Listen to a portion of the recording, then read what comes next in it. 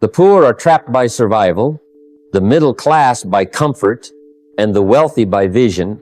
One lives for Friday, another for retirement, but the wealthy, they live for legacy. A man with a millionaire income can still live broke, and a man with modest means can build quiet wealth. It's not the size of your paycheck that makes you rich. It's the size of your philosophy. I used to pay close attention to the kind of conversations happening around me, and over time I noticed a pattern, one that revealed more about a person's future than their current bank account ever could.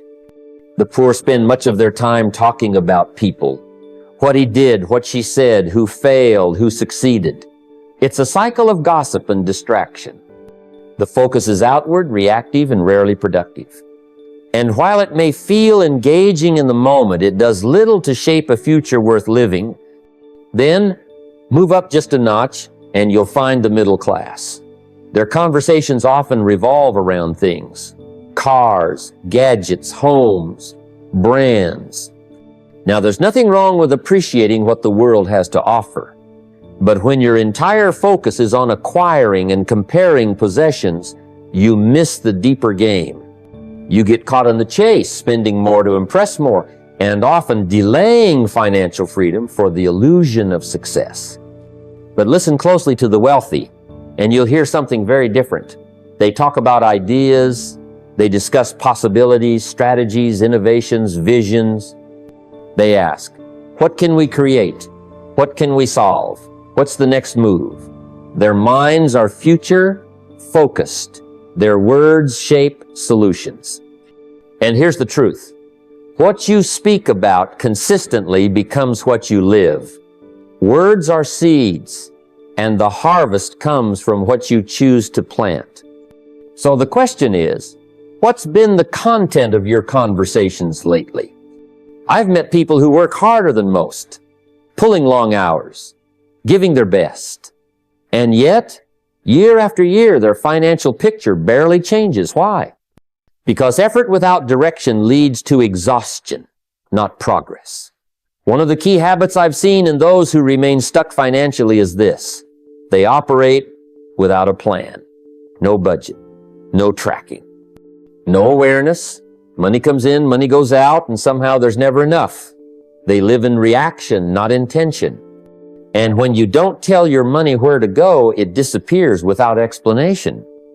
Now contrast that with those who build wealth. They treat every dollar like an employee.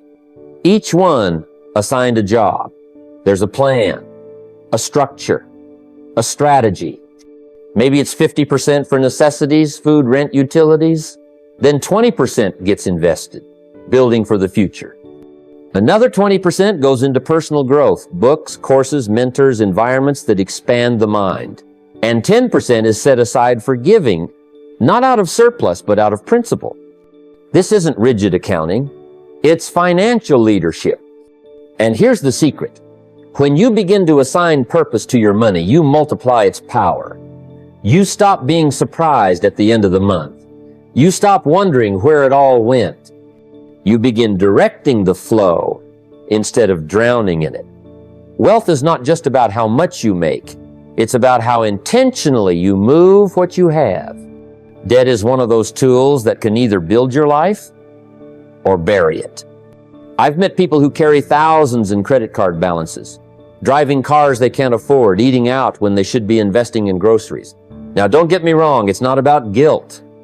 It's about awareness. The problem is not the plastic in your wallet. It's the mindset behind how you use it. The poor tend to use debt emotionally to fill a hole, to buy today what they can't afford until tomorrow. They're trading peace of mind for a temporary fix. It's consumption disguised as progress. But the wealthy, they use debt entirely differently. They use it as leverage. That means borrowing money, not to spend, but to grow. It's borrowing to buy assets, real estate, equipment, investments, businesses. Why? Because those assets generate income that exceeds the cost of borrowing. That's strategic. It's not about debt being good or bad. It's about whether it multiplies or drains. The poor use debt to buy things that go down in value.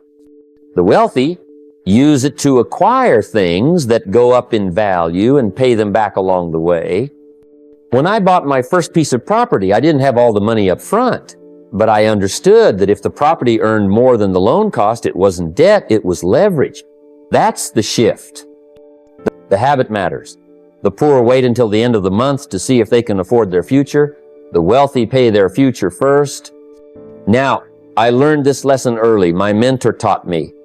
If you want to change your life, you've got to start writing the first check to yourself. Not to the landlord, not to the electric company, to yourself.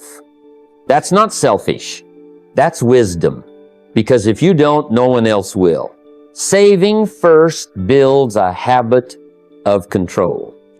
It says, I'm in charge of my money. My money isn't in charge of me. And that changes everything.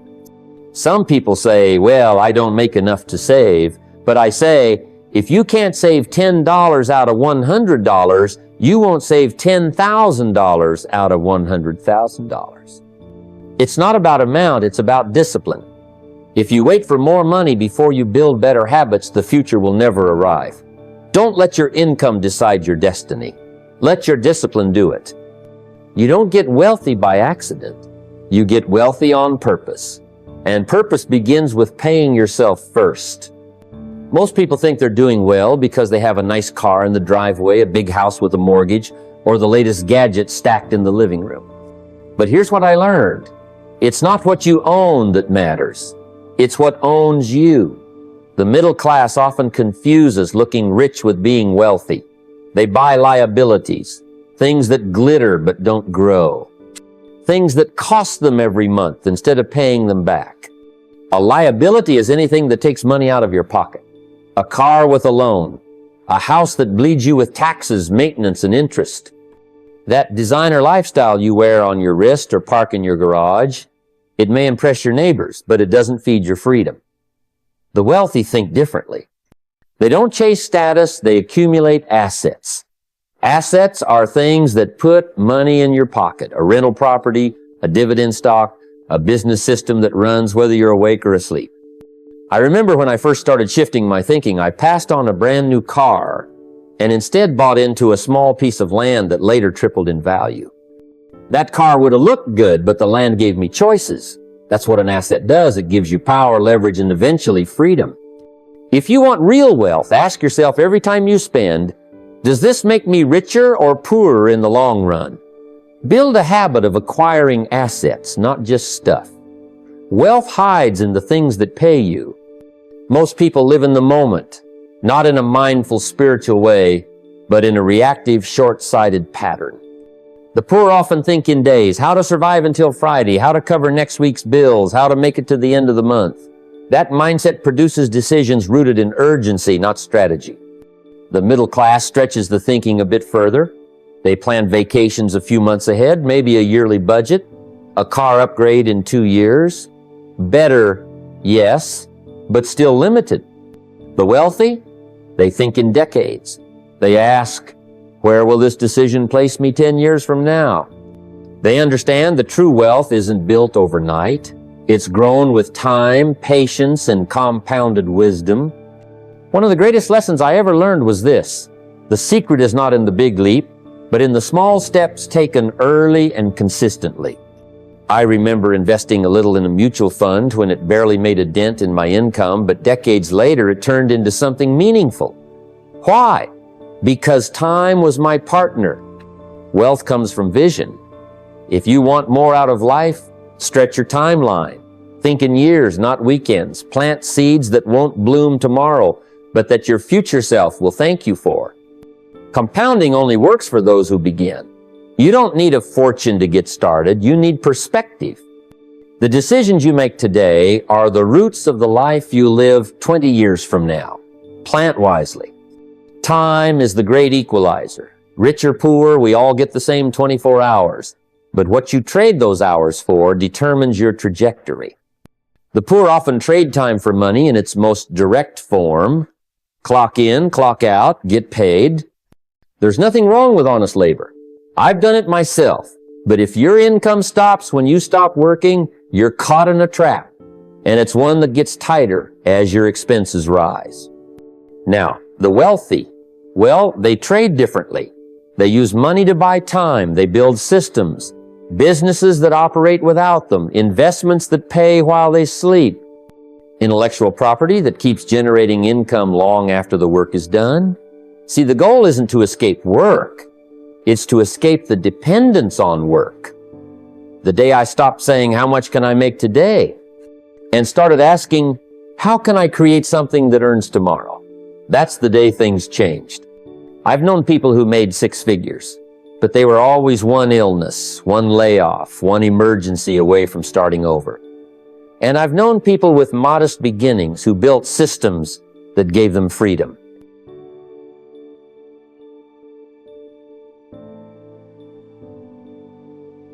It's not about how hard you work.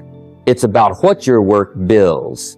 Are you trading your life for a paycheck, or are you investing your time into assets that give time back? Don't just earn a living. Build a life that earns while you're living it. One of the quiet traps in the journey to wealth is lifestyle creep. It sneaks in with every raise, every bonus, every promotion. You start with a small car, then upgrade. You live in a modest apartment, then move to a bigger house. And before you know it, your expenses have risen to match or even exceed your income. That's what keeps many poor and middle-class folks stuck, even if they're earning more than ever. They climb the income ladder but never escape the cycle because every dollar is consumed by lifestyle. Now, the wealthy, those who build lasting wealth, they think differently. They set a lifestyle cap. They decide consciously what they need to live well, and they don't let lifestyle inflate just because income does. Instead of upgrading their car every time their paycheck gets bigger, they upgrade their portfolio. They take the surplus, the gap between what they earn and what they spend, and put it to work. They buy assets that pay them back. They invest in cash-flowing businesses, real estate, stocks. They know the goal isn't to look rich, it's to be free. I remember when my income first started to rise. The temptation was strong. I could afford nicer things, but I chose to live a little below my means and invest the difference. That small choice, repeated over time, built freedom, not flash, freedom. So be careful. Don't let lifestyle grow with every raise. Set a cap, create a gap, and invest that gap into your future. Most people were taught that school is the golden ticket, that if you study hard, get good grades, and earn a degree, you'll be set for life. And while formal education may help you make a living, it rarely teaches you how to build a fortune. That's where the middle class often stops at the diploma, at the job, at the paycheck. They assume learning ends with the classroom. But real wealth doesn't come from what the school system teaches. It comes from what you teach yourself after the school bell stops ringing. The wealthy, they know that. They become lifelong students not of algebra and history, but of money. They study how money works. They read about taxes, leverage, cash flow, markets, psychology, business systems. They attend seminars, find mentors, listen to those who've walked the road. They make financial education a priority because they understand that if you don't learn to manage money, money will manage you and not kindly. I remember sitting in a small seminar long before I ever earned my first substantial check, scribbling notes from someone who had the results I wanted. That moment changed my life. I realized wealth wasn't just for the gifted or the lucky, it was for the informed. And the beautiful part? Anyone can get informed. The library is free. Podcasts cost nothing. Books are inexpensive mentors. Ignorance is expensive, but knowledge pays dividends. So, don't stop learning. Not now, not ever. If you want to build more than a living, if you want to build a legacy, invest in the one asset you control completely, your mind. I've met people making a six-figure income who were broke, and I've met others with modest salaries who were wealthy. That's when I learned it's not about how much you make, it's about how much you keep, how much you grow, and how much you own. The poor focus almost entirely on income. If only I could earn more, they say. But income alone is fleeting. It comes in and goes out just as fast if you haven't trained your mind to build wealth from it. You see, the rich think in terms of net worth, not just paycheck size. They look at the big picture. What are my assets? What do I own that increases in value over time? What cash flow do my investments produce? What equity do I hold in businesses or real estate? That's where their energy goes, not just in how to earn, but in how to multiply what they earn. The middle class may work a job and feel secure because of a steady income, but the wealthy ask, what do I have working for me when I'm not working? I once met a man who told me he made $300,000 a year but was drowning in debt. All liabilities, no assets. On the surface, he was rich. In reality, he was a few missed paychecks away from broke. Another man I knew made a fraction of that but had built a portfolio of properties that paid him monthly whether he got out of bed or not. That's the difference. Net worth is freedom. Income is a tool. So don't just chase bigger paychecks. Learn to acquire things that appreciate, that generate, that last. A high income might buy you comfort, but it's net worth that buys you freedom. It's easy to let emotions run the show, especially when it comes to money. You've had a tough week, you see something shiny, and suddenly a swipe of the card feels like therapy. But here's what I've learned. Emotional spending is one of the fastest ways to stay broke. The poor often spend to feel better, not to get better. A new phone, a fancy dinner, the latest gadget, it feels good in the moment, but those moments add up and so does the debt. Emotional spending is like digging a hole and convincing yourself it's progress. Now the wealthy, they spend with intention. Every dollar has a job. There's a purpose behind the purchase. It's not about deprivation, it's about direction. Strategy. You see, the wealthy don't hope for a windfall to save them. They build systems to secure them. Automated investing, real estate that cash flows, businesses that scale. While others chase the next big thrill, they design habits that produce reliable returns. I remember when I learned to ask a new kind of question before every purchase, not, can I afford this, but does this move me closer to freedom or further away? That one shift changed my relationship with money. The goal isn't to eliminate enjoyment, but to build a structure where you can enjoy without regret. When your money is tied to a plan, not an impulse, you gain control. And when you gain control, you gain momentum. Because freedom isn't found in the emotional high of a new toy, it's found in knowing your money is working harder than you are. It's fascinating how ideas shape destinies. One of the most damaging beliefs I've seen is the notion that money's evil. I've heard it since I was young. Phrases like, rich people are greedy, or money changes people. But over the years, I've come to realize, money doesn't change people, it reveals them. It doesn't corrupt, it amplifies. If you're generous, money will let you be more generous. If you're careless, it will expose the carelessness. Money is a magnifier, not a manipulator. The poor often grow up hearing that wanting money makes you bad or selfish. And so without even realizing it, they build a wall between themselves and the very thing that could free them. It's not that they don't want a better life, they've just been taught that pursuing money is somehow wrong. But let me tell you something. Money is not moral or immoral. It's a tool. Like a hammer. You can use a hammer to build a home or to break a window. It's not the hammer, it's the hand that holds it. Now the wealthy, they think differently. They see money as a servant, not a master. They use it to build, to invest, to grow. They let it work for them, not against them. When you stop fearing money and start understanding it, everything changes. You no longer chase it, nor do you resent it. You learn how to command it.